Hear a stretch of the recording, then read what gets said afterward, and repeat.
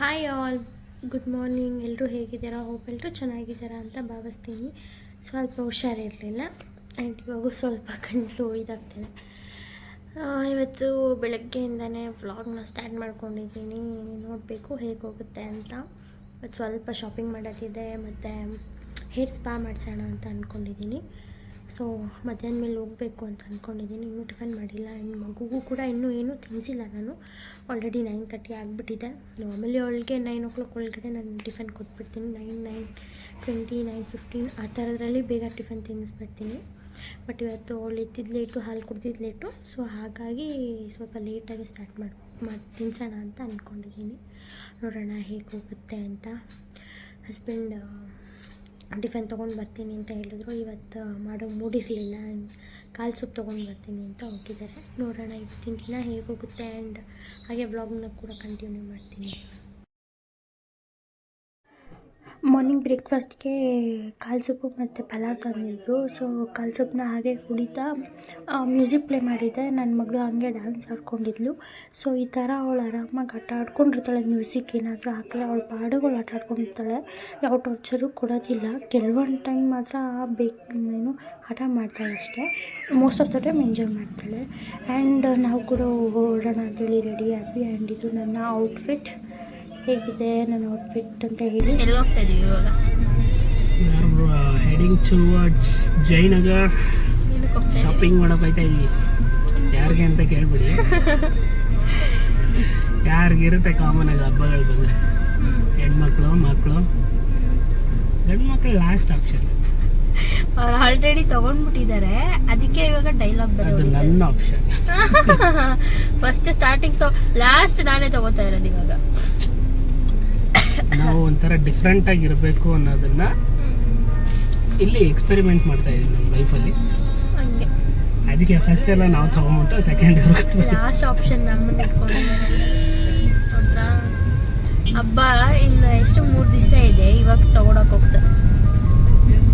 ಅಷ್ಟೇ ತಗೊಂಡು 3 ದಿವಸ ಇದೆ. 3 ದಿವಸ ಇದೆ. ಅದಕ್ಕೂ ಮುಂಚೆ ತಗೊಳ್ಬೇಕು. ನಾವು ಸ್ಟಿಚಿಂಗು ಅದು ಇದು ಎಲ್ಲ ಮಾಡ್ಕೋಬಾರ್ದ? ಮೊದಲೇ ಕೇಳ್ಬೇಕಪ್ಪ.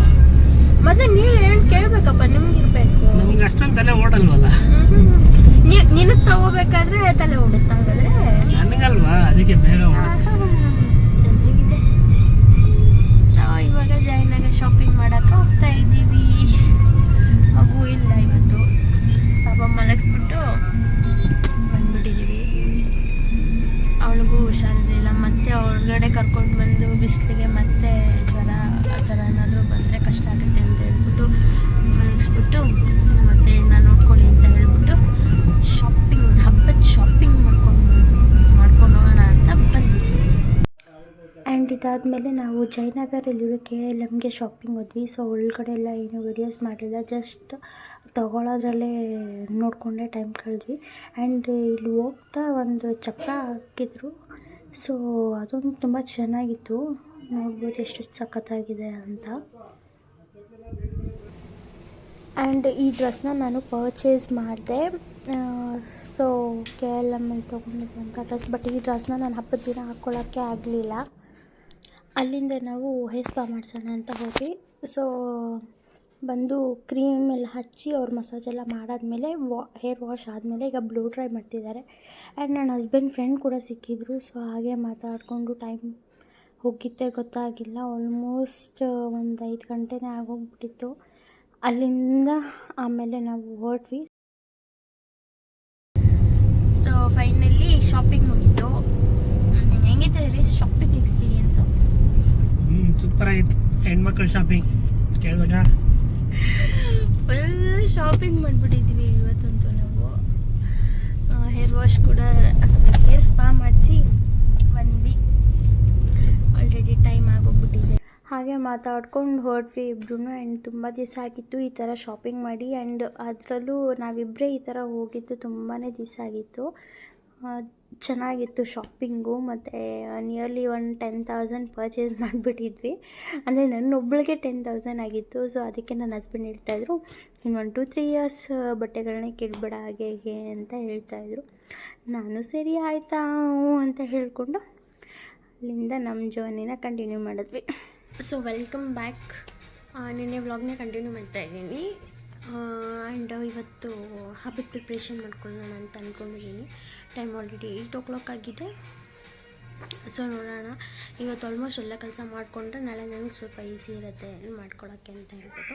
ಸೊ ನೋಡೋಣ ಇವತ್ತು ಏನೇನು ಕೆಲಸ ಮಾಡ್ಕೋತೀನಿ, ಹೇಗೆ ಪ್ರಿಪ್ರೇಷನ್ ಮಾಡ್ಕೋತೀನಿ ಅಂತ ಬ್ಲಾಗ್ ಜೊತೆ ಕಂಟಿನ್ಯೂ ಮಾಡ್ತೀನಿ. So keep watching. So first ಎಲ್ಲ ಡಸ್ಟಿಂಗ್ ಮಾಡ್ಕೊಂಡು ಆದಮೇಲೆ ಫುಲ್ ಕಸ ಎಲ್ಲ ಮನೆಯೆಲ್ಲ ಕಸ ಗುಡಿಸ್ಕೊಂಡು ಅದಾದಮೇಲೆ ಮನೆ ಒರೆಸ್ಕೊಳ್ಳೋಣ ಅಂತ ಹೇಳಿ ಸ್ಟಾರ್ಟ್ ಮಾಡಿಕೊಂಡೆ. ಸೊ ನೋಡ್ತಾ ಇರ್ಬೋದು, ನನ್ನ ಮಗಳು ಕೂಡ ಮಧ್ಯದಲ್ಲಿ ಡಿಸ್ಟರ್ಬ್ ಮಾಡ್ತಾಯಿದ್ಲು. ಆದರೂ ಅವಳನ್ನೂ ಮ್ಯಾನೇಜ್ ಮಾಡಿಕೊಂಡು ಮಾಡೋದು ಇದೆಯಲ್ಲ, ಅದು ತುಂಬಾ ಕಷ್ಟ ಅಂತಲೇ ಹೇಳ್ಬೋದು.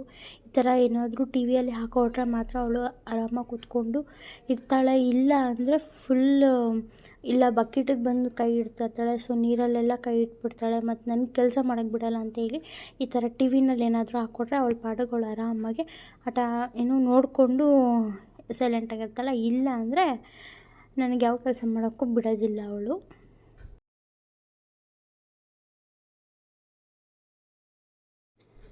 ನಾನು ಕೂಡ ಸ್ನಾನ ಮುಗಿಸ್ಕೊಂಡು ಬಂದೆ. ಅಷ್ಟರಲ್ಲಿ ನನ್ನ ಮಗಳು ಮತ್ತು ನನ್ನ ಭಾವನ ಮಗಳು ಇಬ್ಬರು ಕೂಡ ಬ್ರಷ್ ಮಾಡ್ತಾಯಿದ್ರು. ಪಾಪ ಟೈಮ್ ಆಗೋಗ್ಬಿಟ್ಟಿತ್ತು, ಬ್ರಷ್ ಮಾಡ್ತಾಯಿದ್ರು. ನಾನು ಕೂಡ ನನ್ನ ಸ್ಕಿನ್ ಕೇರ್ನ ಮಾಡಿಕೊಂಡು ಎಲ್ರಿಗೂ ಟಿಫನ್ ಹಾಕ್ಕೊಟ್ಬಿಟ್ಟು ನಾನು ಟಿಫನ್ನ ತಿಂದ್ಬಿಟ್ಟು ಮನೇಲಿ ಸ್ವಲ್ಪ ಕೆಲಸಗಳಿತ್ತು, ಅದನ್ನೆಲ್ಲ ಮಾಡ್ಕೊಂಡು. ಬಟ್ ಅದನ್ನೆಲ್ಲ ಏನು ವೀಡಿಯೋ ಮಾಡ್ಕೊಳಕ್ಕಾಗಲ್ಲ.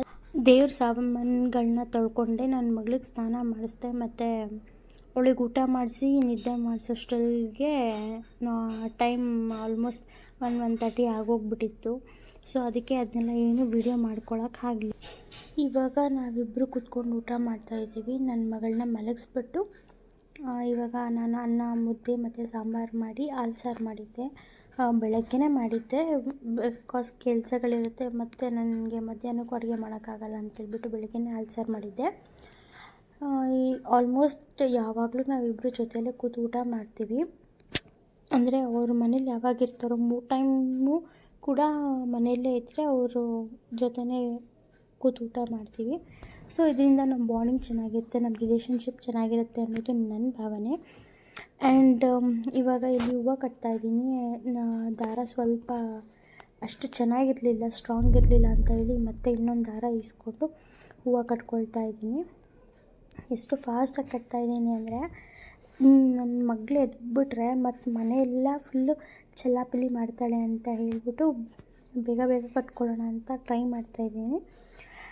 ನನಗೆ ನನ್ನ ಹಸ್ಬೆಂಡ್ ಜೊತೆ ಮಾತಾಡಿಕೊಂಡು ಟಿ ವಿ ನೋಡಿಕೊಂಡು ಈಗ ಏನಾದರೂ ಒಂದು ಮಾತಾಡಿಕೊಂಡು ಕೆಲಸ ಮಾಡ್ತಾಯಿದ್ರೆ ನಮ್ಗೆ ಅಷ್ಟು ಟೈಮ್ ಹಿಡಿಯುತ್ತೆ ಅಂತ ಅನ್ಸೋದಿಲ್ಲ. ಬಟ್ ಹೂವು ಕಟ್ಟೋಷ್ಟರಲ್ಲಿ ಆಲ್ಮೋಸ್ಟ್ 1.5 ಅವರ್ ಟೈಮ್ ಆಯಿತು. ನನಗಂತೂ ಬ್ಯಾಕ್ ಪೇನು ಮತ್ತು ಕಾಲು ನೋವು ಸ್ಟಾರ್ಟ್ ಆಗೋಯಿತು. ನಂಗೊಂದು 15 ಡೇಸಿಂದನೂ ಕಾಲು ನೋವು ಮತ್ತು ಬ್ಯಾಕ್ ಪೇನ್ ಇತ್ತು. ಬಟ್ ಅವತ್ತಂತೂ ಫುಲ್ ಕೂತು ಕಾಲೆಲ್ಲ ಸಿಕ್ಕಾಪಟ್ಟೆ ನೋವಾಗಿಬಿಟ್ಟಿತ್ತು. ಬಟ್ ಆದ್ರೂ ಮುಗಿಸ್ದೆ ಅವತ್ತು. ಹಾಗೆ ಈವ್ನಿಂಗ್ ಅಡುಗೆ ಕೆಲಸ ಕೂಡ ಸ್ಟಾರ್ಟ್ ಮಾಡಿಕೊಂಡೆ. ಬೆಳಗ್ಗೆನೇ ಊರಿಗೆ ಹೋಗಬೇಕು ಅಂತ ಪ್ಲ್ಯಾನ್ ಆಗಿತ್ತು. ಸೊ ಹಾಗಾಗಿ ನೈಟೇ ಒಬ್ಬಟ್ಟು ಮತ್ತು ಒಬ್ಬಟ್ಟಿನ ರಸ ಮಾಡಿಟ್ಬಿಟ್ರೆ ಬೆಳಗ್ಗೆ ಅಷ್ಟು ಕೆಲಸ ಇರಲ್ಲ ಅಂತ ಹೇಳ್ಬಿಟ್ಟು ನೈಟೇ ಸ್ಟಾರ್ಟ್ ಮಾಡಿಕೊಂಡೆ. ಆ್ಯಂಡ್ ಕುಕ್ಕರ್ಗೆ ಬೇಳೆ ಹಾಕಿ ಇಟ್ಟಿದ್ದೀನಿ. ಅದ್ರ ಮಧ್ಯದಲ್ಲಿ ಸ್ವಲ್ಪ ಅದು ಇದು ಅಂತ ಹೇಳಿ ಕೆಲಸ ಮಾಡ್ಕೋತಾಯಿದ್ದೆ. ನನ್ನ ಮಕ್ಳಿಗೆ ಸರಿ ಮಾಡಿ ಅವಳಿಗೆ ತಿನ್ನಿಸ್ಬಿಟ್ಟು ಆಮೇಲೆ ಬಂದೆ. ಸೊ ಬಂದಾದಮೇಲೆ ನನ್ನ ಹಸ್ಬೆಂಡ್ ಕೂಡ ಜಾಯಿನ್ ಆದರು, ಹೆಲ್ಪ್ ಮಾಡ್ತೀನಿ ಅಂತ ಹೇಳ್ಬಿಟ್ಟು. ಸೊ ಒಬ್ಬಳೇ ಕೆಲಸ ಮಾಡ್ತೀನಿ ಅಂದರೆ ತುಂಬ ಕಷ್ಟ ಆಗುತ್ತೆ. ಈ ಥರ ಯಾರಾದರೂ ಒಬ್ಬರು ಸಪೋರ್ಟಿವ್ ಆಗಿದ್ದರೆ ತುಂಬ ಅಂದರೆ ತುಂಬ ಹೆಲ್ಪ್ ಆಗುತ್ತೆ. ನನ್ನ ಹಸ್ಬೆಂಡ್ ಯಾವಾಗಲೂ ಎಲ್ಲ ಕೆಲಸದಲ್ಲೂ ಕೂಡ ಸಪೋರ್ಟಿವ್ ಆಗಿದ್ದಾರೆ. ಎಲ್ಲ ಕೆಲಸ ಕೂಡ ಈ ಕೆಲಸ ಹೇಳಿದ್ರೆ ಮಾಡಲ್ಲ ಅಂತ ಏನೂ ಹೇಳಲ್ಲ, ಮಾಡ್ತಾರೆ. ಸೊ ಇವಾಗ ಅವರು ತೆಂಗಿನಕಾಯಿ ತುರ್ಕೊಟ್ರು ಮತ್ತು ಬೆಲ್ಲ ಎಲ್ಲ ಚಚ್ಕೊಟ್ರು. ಸೊ ಅಷ್ಟರಲ್ಲಿ ನಾನು ಸ್ವಲ್ಪ ಪಾತ್ರೆ ಇತ್ತು, ತೊಳೆದಿದ್ದೆ. ಸೊ ಅದರ ಪಾತ್ರೆ ಕೂಡ ಜೋಡಿಸ್ಕೊಂಡ್ಬಿಡೋಣ ಅಂತ ಹೇಳಿ ಜೋಡಿಸ್ಕೊತಾ ಇದ್ದೀನಿ. ಆಮೇಲೆ ನಾನು ಒಬ್ಬಟ್ಟಿಗೆ ಮೈದಾ ಕೂಡ ಮಿಕ್ಸ್ ಮಾಡಿರಲಿಲ್ಲ, ಸರಿ ಅದನ್ನು ಮಿಕ್ಸ್ ಮಾಡ್ಕೊಳ್ಳೋಣ ಅಂತ ಹೇಳಿ ಮಿಕ್ಸ್ ಮಾಡ್ಕೊಳ್ತಾ ಇದ್ದೆ. ನನ್ನ ಹಸ್ಬೆಂಡ್ ಅದನ್ನೆಲ್ಲ ಮಾಡಿಕೊಟ್ಬಿಟ್ಟು ಹೋದರು. ಸೊ ಈಗ ಬೇಳೆ ಇನ್ನು ಸ್ವಲ್ಪ ಬೇಯಲಿ ಅಂದ್ಬಿಟ್ಟು ಇಟ್ಟೆ.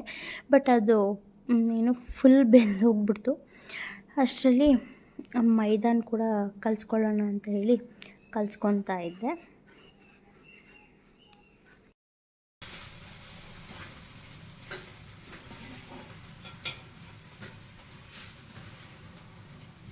ಬಟ್ಟೆ ಮಾತು ಬಾ.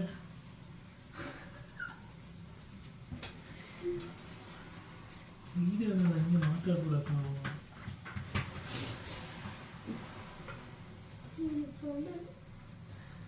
ಅಲ್ಲಿ ಇದಾಗ್ತಾವಲ್ಲ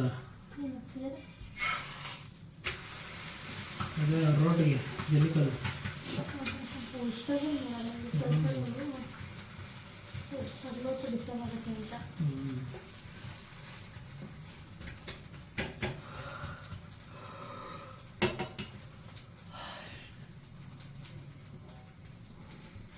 ಒಬ್ಬಟ್ಟು ರೆಡಿ ಆಗ್ತಾ ಇದೆ. ನಾಳೆ ಹಬ್ಬಕ್ಕೆ ಇವತ್ತೇ ಟೈಮ್ ಸೇವ್ ಮಾಡ್ತಾರೆ. ಯಾಕೆ ನಾಳೆ ಊರಿಗೆ ಹೋಗ್ಬೇಕಲ್ಲ.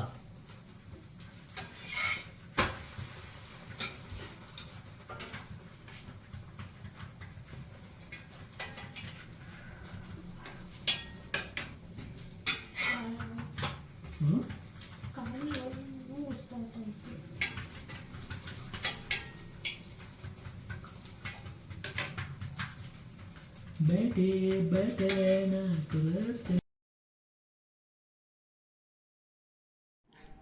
ನಾನು ಒಬ್ಬಟ್ಟು ತಟ್ಕೊಡ್ತಾ ಇದ್ದೆ ಆ್ಯಂಡ್ ನನ್ನ ಹಸ್ಬೆಂಡ್ ಸುಡ್ತಾಯಿದ್ರು.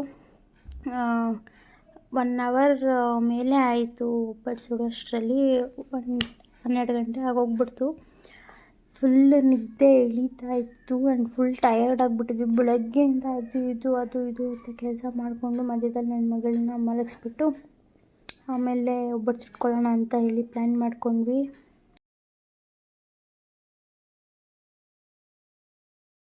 ಸೊ ಫೈನಲಿ ಎಲ್ಲ ಕೆಲಸ ಕೂಡ ಮುಗಿಸಿದ್ದೀವಿ. ಈವನ್ ಒಬ್ಬಟ್ಟು ಕೂಡ ತಟ್ಬಿಟ್ಟು ರಸ ಕೂಡ ಮಾಡಿದ್ದಾಯಿತು. ತೋರಿಸ್ತೀನಿ ಹೇಗೆ ಮಾಡಿದ್ದೀನಿ ಅಂತ. ಆ್ಯಂಡ್ ಒಬ್ಬಟ್ಟು ಆ್ಯಂಡ್ ಇಲ್ಲಿ ರಸಮ್ ಮಾಡಿದ್ದೀನಿ. ಸೊ ಇವತ್ತು ಫಾರ್ ದ ಫಸ್ಟ್ ಟೈಮ್ ನಾನು ಬೇರೆ ಥರ ಟ್ರೈ ಮಾಡಿರೋದು. ನಮ್ಮ ಅತ್ತೆ ಮನೆಯಲ್ಲೇ ಬೇರೆ ಥರ ಮಾಡ್ತಾರೆ ಆ್ಯಂಡ್ ಇದು ನಮ್ಮಮ್ಮ ಮನೆಯಲ್ಲಿ ಈ ಥರ ರಸ ಮಾಡ್ತಾರೆ. ಇವತ್ತು ನಾನು ನಮ್ಮಮ್ಮನ ಕೇಳಿ ಹೇಗೆ ಮಾಡೋದು ಅಂತ ಹೇಳ್ಬಿಟ್ಟು ಕೇಳಿಬಿಟ್ಟು ಇವತ್ತು ರಸ ಮಾಡಿರೋದು. ನಮ್ಮಮ್ಮ ಮಾಡಿರೋ ಥರ ರಸ ಬರಲಿಲ್ಲ ಟೇಸ್ಟು. ಓಕೆ, ಏನೋ ಪರವಾಗಿಲ್ಲ, 1 ರೇಂಜ್ಗೆ. ಸೊ ಇದಾಗಿತ್ತು ಇವತ್ತಿನ ಈ ವ್ಲಾಗ್. ಸಿಗ್ತೀನಿ ನೆಕ್ಸ್ಟ್ ವ್ಲಾಗಲ್ಲಿ, ಅಂದರೆ ಹಬ್ಬದ ವ್ಲಾಗಲ್ಲಿ. So until then take care, good night, ಬಾಯ್.